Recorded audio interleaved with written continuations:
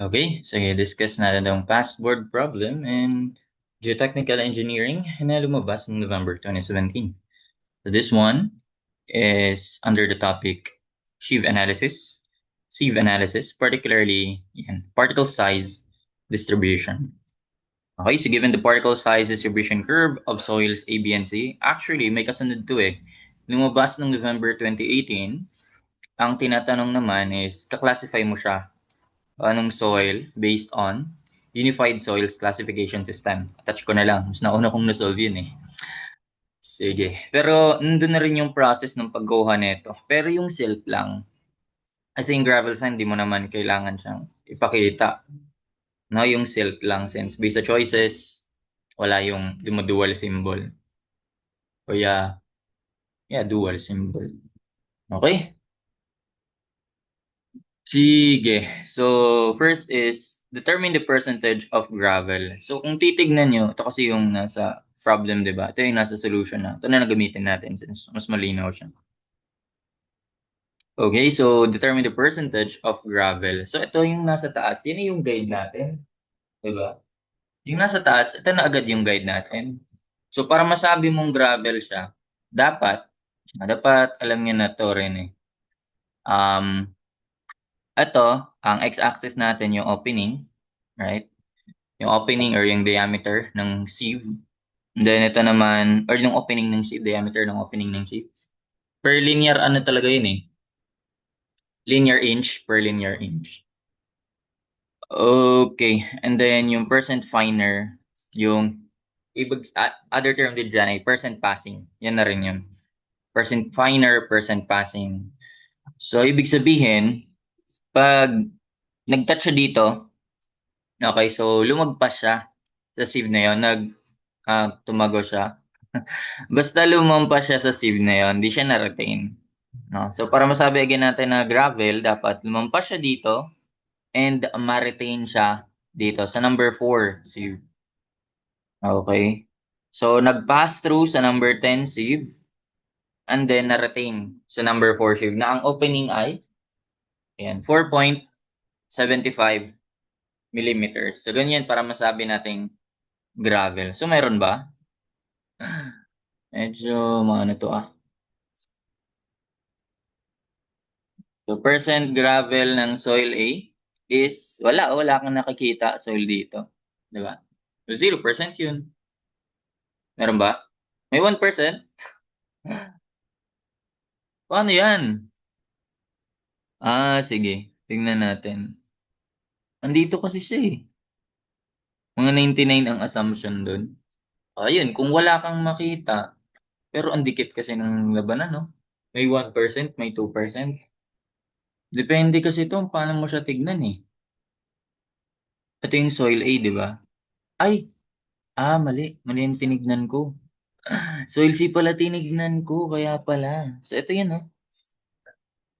Ganyan. So, pwede na. May estimate mo na pala. Mali yung tinignan ko kanina. Ito yung soil A. Yan yung sa soil A, oh. Di ba? 98 yan, di ba? Mga 98. So, ayun, no? So, nag-pass through, dito wala tong kasama. So, ilan yan? Ibig sabihin, ilan lang yung gravel niyan? Ang nag-pass through sa number 4 sieve ay 98%. So, dapat ililes mo yun. 100 minus 98. So, yun lang yung gravel. Kasi ang nag-pass through 98% eh. Ano yung natira? Di 2%, di ba? So, ayan, 2% pala yan. Same. 2% yan. Green ko na nga lang. 2%. Now, determine the percentage of sand naman in soil B. Sand. Gravel, then sand naman sa soil B. Saan naman tayo titingin nun? Dito. Okay, nag-pass through sa number 4 and then na-retain sa number 200. Di ba? Kasi yun yung sand eh. Either coarse sand, medium, or fine sand. So, duplicate ko nga ito. Nag-pass through sa number 4, na-retain sa number 200. So, tandaan niyo yung mga opening kasi pwede kasing itanong yan eh. So, saan yan? B tayo, di ba? So, pag sa B, usapang B naman, yun, 99 na siya. Ito na siya, medyo mas mataas siya eh. Mas mataas siya sa A eh. Di ba? Kumbaga, ito siya. Oh. Dito mas mataas. O, pwede na. Goods na yung 99 dyan. Ngayon, 99. Tapos, saan siya nag-end? Dito. Ayan. So, ito, sumakto naman siya. Ano yung, saan siya nagko-correspond na percent passing? Yan, sumakto naman siya na 40, ano? Di ba? So, ayun. Ito kasi 90, di ba? Ito, ayan, oh. Read ko naman to. Read ko naman to horizontal. Ay, di maayos. One more time. Line of best fit. Gumagawa na lang ng line of best fit. Ito kasi yung 90, there's 95, 96, 97, 98, 99, 100, di ba? Pag dito, sakto naman siyang 40 kasi. So, yun, tama na yun, 40. So, ang gagawin natin dyan, 99 minus 40. Di ba? Ganun. Ganun yun. 54, 99, 99, 59 pala. Meron? Ayan, 59%. Ganun lang. Kaya yung kinukuha natin yung percent ng gravel sand silt clay. So, ganun lang. Gravel sand silt clay. Wala palang clay. So, ayun, 59% naman tayo yung sand niya. O, pwede naman natin buuhin din. Okay? Ano naman, percentage ng silt sa soil C. Pwede naman nating buuhin din yan. Ito naman yung soil C. Ang silt niya naman ay dito. Dito hanggang pag nag-pass through sa number 4, na-retain sa number, ano yan, 0.002. Anong number na yan? Kung na, kabisan, meron ba yan? Kalimutan ko, balikan ko na lang mamaya. Walang nakalagay na number, may number pa rin yan eh, 0.002. Sige nga, tignan nga natin. Ito yung sa USCS. May guide tayo dyan eh.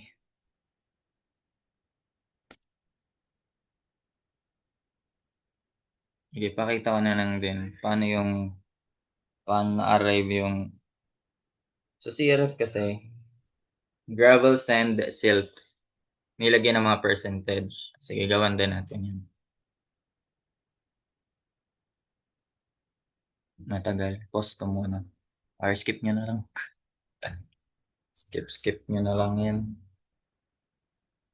Ayun. So, pag 0.002, dito ata yun. Walang nakalagay dito. Kulang din to. May mas kumpleto pa dito eh. Meron pa yan, may 0.002. May number pa yun. Lagay ko na lang. Sa susunod. Ito yung pag tinanong na yung classification nila. Same curve pa rin yun. Yan pa rin yun. Pero nung una, Nov 2017, ang lumabas, tinanong lang ay percentage ng gravel sand silt. Nung Nov 2018, yan na, yung classification na using USCS. Baka may makita rin kayong ganong pattern. Naging pattern. So, for silt, ayan na, ito lang naman kailangan eh. Sa clay, di na nga tinatanong yun. So, for silt, percentage ng silt ay, kaya siguro di na inano yung clay kasi bitin. Di na tinatanong yung sa clay kasi bitin. Dapat may ano pa yan, nabitin dun sa ano, yung sa opening ng sheave. So, dito, na-retain na yan lahat sa 0.001. Though, pwede pa naman yan, extend mo pa yan, may mas maliit pang ano yan, mas maliit pang sizes niyan ng sieve. So, ayun. So, bitin yan sa info, kaya ganyan. So, na, di mo alam kung na-retain, ano ba talaga siya? Silk na ba siya? Ito na ba yung pinakamaliit talaga? Clay. Meron pa kasi yung mga fine grain soils eh. Then yan na yung ginagamitan ng hydrometer. Ano ba? Yung hydrometer analysis. So, ayan, pang fine grained soils na yun yung ginagamitan nun. Okay, so ito di nga siya umabot sa ano eh, pan eh. Dapat may pan pa yan. 0.001. Walang pan, no? Unlike sa ibang sample problem, may pan. So ito nabitin. So kaya di tinatanong yun sa clay kasi kulang sa info. O, sige, so determine the percentage of silt in soil C. So ayun. Sa soil C, ayan na yan. Nag-pass through sa number 200 sieve. Ayan, nag-pass through. So dito siya banda. Ayan na, may mga guide na eh. May nilagay na palang values eh. Pero yan din naman may isip ko. Yan din naman na values. Kasi tignan niyo. Kung 60 to, 65, 66, 67, 65, 66, 67, 68. Oh, mag-69 nga ako dyan eh. 69, 70. Ayun, 68 nakalagay dyan. So, ayun, pwede ikaw ba lang? Paano mo siya tansyahin? Tansya-tansya lang to. 65, 66, 67, 68, 69. Pwede nga 68 talaga. Tignan mo na lang. Paano mo siya titingnan sa ruler? Mas okay kasi yan kapag hindi warped eh. Warped kasi dito eh, no? Try nyo na lang. Paano nyo siya makita. Pero di naman, ayun, magkakalapit din naman yung, di naman magkakalapit masyado yung nasa choices. So, most nearly gives na lang. So, 68, hindi yan nilagay 68%. Finer yan. Pero, ibabawas mo pa to. 68 minus kung saan siya na-retain sa number, yung diameter ni 0.002. That is, yan, 12% din talaga makikita ko dyan. 12% din talaga yan sa akin. Kasi ganito. Di ba ito ay 10? Ano, yan ay 10. 10, tapos 11, 12, tapos 13, 14, 15, yung gitna, 16, 17, 18, 19, 20. So, and 12 din talaga yan, maski sa USCS kung nung tingnan. So, 68, 68 ba? 68 minus 12, 68 minus 12, 56, no? 68, tama nga. Nabawanak na sa ano. 56, 68. Then 56%. Naya, same, same. What if kumpletuhin natin? What if kumpletuhin natin? Kumbaga, sa soil A, classify natin nga. Tingnan natin. Kumpletuhin lang natin. Gaya ng nasa si RF. Soil A. So, gravel, sand, silt, clay. Gravel, sand, silt. M yung silt eh. From the letter mo. Gravel, sand, silt, clay. Tapos, soil B. Tinamad. Sulat ko na lang. Duplicate ko na lang. Hindi ko mako-duplicate. Hindi, nade-duplicate yan. Soil B, soil C. Sige nga. Siyempre sa soil A, meron na tayo. Lagay ko nga yun sa blue. Sa green.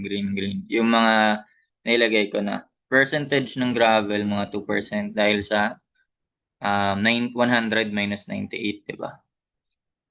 So, 2%. Ang sa silt naman, sand pala, 59%. Hindi naman nakuha natin eh. Tapos, ang sa gravel sand, ang sa silt ay 56%. Okay, so ituloy natin. I-blue ko naman to. Or purple, yun na lang. Pag gravel, sand naman ang sa soil A ay eto hanggang dito.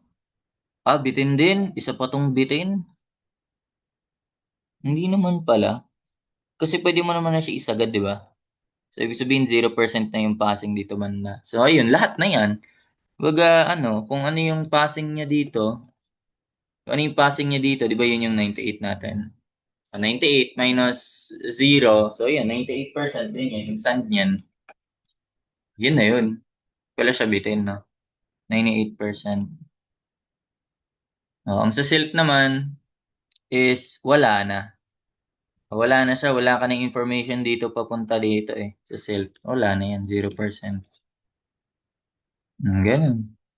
Tapos sa soil B ay gravel. Wala rin to. Isa pa tong walang gravel. Soil B, ay wait nga, dali na naman ako. 99 nga pala to. So, 100 minus 99, di ba? Yan yung gamit natin eh. Ito yung 98, yung isa. Duplicate ko ba? And ito yung 98. Tapos ito yung 99. Tapos dito 100. Di ba soil B yan? 99 yan. Kahit pa paano meron. Sa soil C yung wala na talaga. So, ayan. Nadadali ako sa ano. Dito. Kaya ingat talaga. Ingat sa pagtingin. Kaya alam mo naman yung process para na ano ka. Naka-careless ka sa pagtingin. Ganun. So, ang gravel niyan ay 2% ng una. 1% na lang. 99 or 100 minus 99. Then, ang sand, okay na yon. Sa silt, eto, may information ba siya sa silt? Ayun. Ang sa silt niya, soil B, ito yung banda. Ito ba yun? Dito naman yung silt.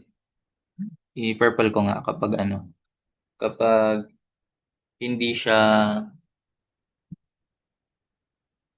required. So, ayan. O na, nilagay na nga. Nilagay na 7. Paano natin tignan yan? 5 to eh. 5 gitna. Ganda na lang 5 tapos 6 to 7. O tama. 8, 9, 10. 7 din. 7 din naman matatansya natin dyan eh. 7%. Pero, kailan mo ibawas to? Pero yun nga, ang sabi ko, kulang nga sa information yan. 'Di ba? So, will be, ano pa ba tayo? Sa silk pa ba tayo? Ay, wala palang clay. Ano ba yan? Hindi pa pala nag-clay. Hanggang silk lang pala, kaya kulang sa information. So, sa soil bay, 40 minus 7 lang yan. 33%. O, pag may clay ka, kulang kasi sa info, kaya wag na lang din. Pero ano yan, dapat 12% minus ito. Kung yan lang yung sagad talaga. Kasi ito, di mo masabi. Ano yung kasunod pa ni clay? Ano pa, saan bang diameter nare-retain yung clay? O, yung iba kasi ano na eh, pababa na, ano na siya eh. Wala nang limit eh, hanggang sa pan na eh. No, fine grained na kasi yun eh. Pero marami kasi tayong ano, plus pang soils classification, may AASHTO, may USDA, may USCS. So, depende sa pag-classify nila. Iba-iba rin kasi yun eh. May, bukod pa dito sa gravel, may cobbles, may boulders. So, ayun, dapat be familiarized na lang sa iba't ibang system of classification. Kasi is-state naman yan kapag lumabas yun sa board. Tatanong naman, according to USCS, ganyan. So, ano yung range ng makaklassify mo na saan siya? Ito, pang USCS tong ginamit dito eh.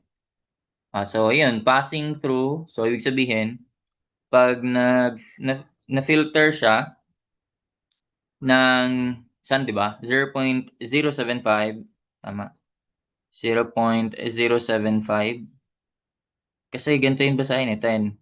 9, 8, 7, 6, 5. Yan, 4.75. 4, 3, 2, 1. Then point 09, 0.08, 0.07, 0.06, ano, 0.9, 0.8, 0.7, 0.6, 0.5, ano, 0.4, kaya dito yan, 0.3, 0.2, 0.1, 0.09, 0.08, so ayan dito yan banda, 0.07, 0.06, 0.05, 0.04, 32, 0.01, 0.009, 8, 7, 6, 5, 4, 3, 0.002, 0.001. So, ganun siya.